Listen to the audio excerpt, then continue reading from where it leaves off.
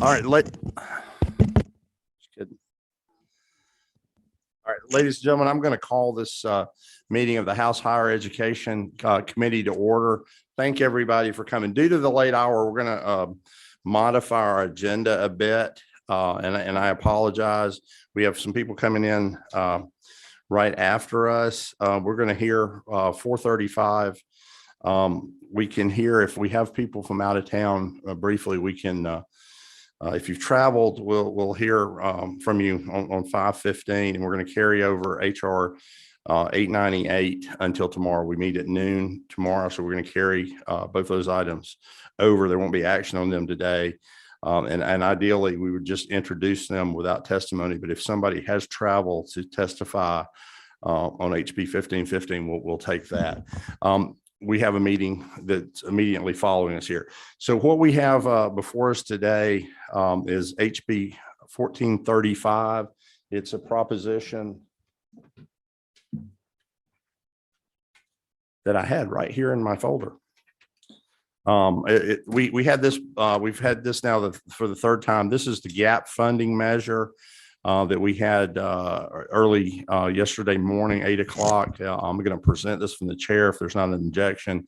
If we get into something very complicated, I'd be happy to yield the chair to the vice chairman of the committee, Representative Earhart. But to move quickly, I'm going to try to do that. What you have is in your packet is the amendment that was suggested by Representative Williams and others. If the committee will recall, the only thing this amendment does different is includes non-proprietary institutions of higher learning that are currently eligible for tuition equalization grants in accordance, and it lists a subparagraph in another code section. But our basic intent is to include students attending those institutions for eligibility.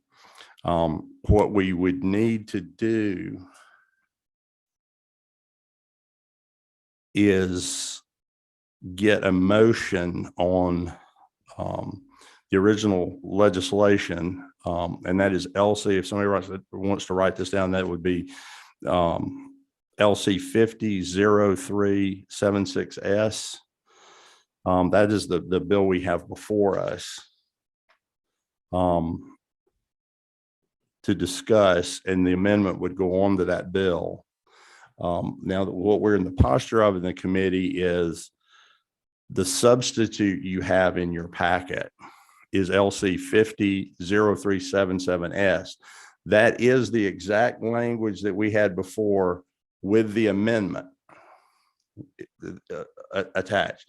So I'll put that in the open that up to the committee for discussion as would you rather have the bill, adopt the amendment and move forward, or is everyone comfortable looking at the substitute that has the amended language in it? I'll give you a couple of minutes to look at that. I want to make sure everybody is understanding. My intention had been to take the bill, amend it, and then vote it out as a sub because I didn't want there to be too many moving places. But if everybody would look, essentially we're just changing paragraph 3 on what an eligible student means.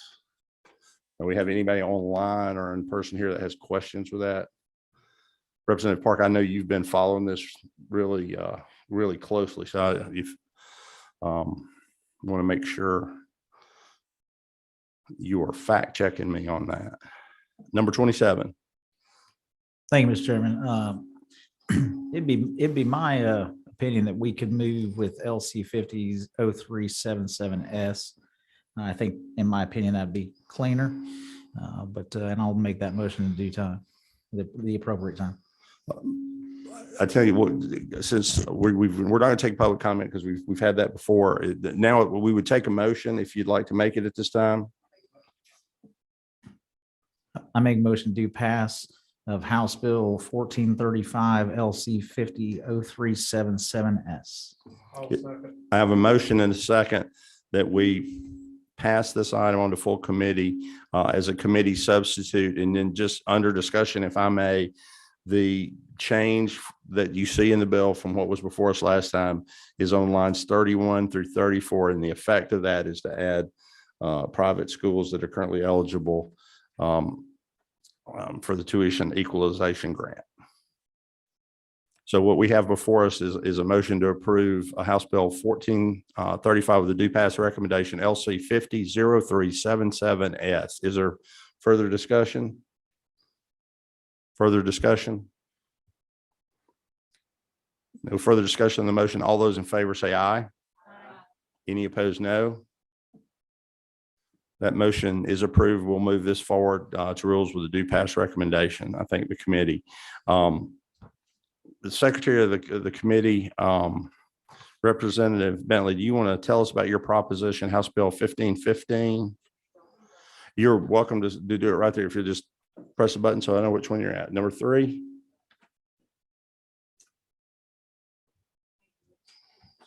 There you go. Thank you, Mr. Chairman and members of the committee. I present to you briefly House Bill 1515, and it basically just allows for institutions which were previously accredited by the Southern Association of Colleges and Schools, better known as SACS, that are now accredited by TRACS, Transnational Association of Christian Colleges and Schools, to be considered an approved school for purposes of tuition equalization grants.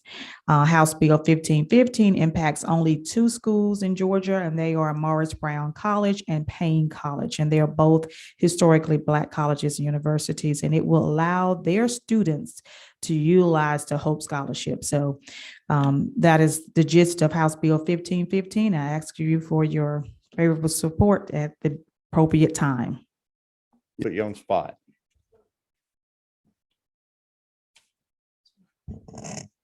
Online, Dr. Cheryl Evans Jones. Can we hear? Can you hear us? Yes, I can. Are you able to hear me? Yes, ma'am. Yes. Good afternoon, everyone. And I am president of Payne College, and I would like to thank Chairman Martin for his help on the bill. And certainly I'd like to also thank Representative Patty Bentley for bringing the bill forward. This legislation is important to Payne College and to Morris Brown. And as you have heard, if it passes, would allow our students to receive the Hope Scholarship. Our college, Payne College, is accredited by the Transnational Association of Christian Colleges and Schools, which is, as you know, recognized as an institutional accreditor by the U.S. Department of Education. Thank you. Thank you. Would Doctor, would you entertain questions if there are questions? Certainly, I'd be happy to.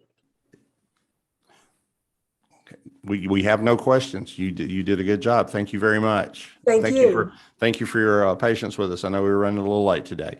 Is there any further speakers? No one further signed up. Again, we're just taking this under advisement today to allow the committee to ingest it over the evening, and we'll look at it again tomorrow at noon. Are there any further questions? There's a Park, you had a lot. You follow up. Okay, we have no further questions on that item. We'll take that over. Representative Metz has a resolution I want to call to the committee's attention, House Resolution 898. This is one recognizing, condemning the threats of violence at HBCU's historically Black college. I think everyone could agree that the activities that have happened there in January and February are unacceptable in civilized society. Whether they were serious threats or not, they seriously impacted the students, faculty, and administrators, and the community at those colleges and surrounding areas. So I want the committee to look over this language, and if you have some suggestions about what we can do to help the representative perfect that. This is not something that the committee has to get out by crossover day. It's a House resolution only, but this is more than a privilege resolution that would go to the House floor for a vote. So that we want to take a good hard look at that. And Representative Metz, due to the late hour, was not able to be here to present that. So we'll just carry that over as well. With that, I thank everyone for their patience. I know there are places that you have to go. Is there anything further before the committee? For the good of the order, anything further? If there's nothing further, we'll stand adjourned without objection. And without objection, we're adjourned.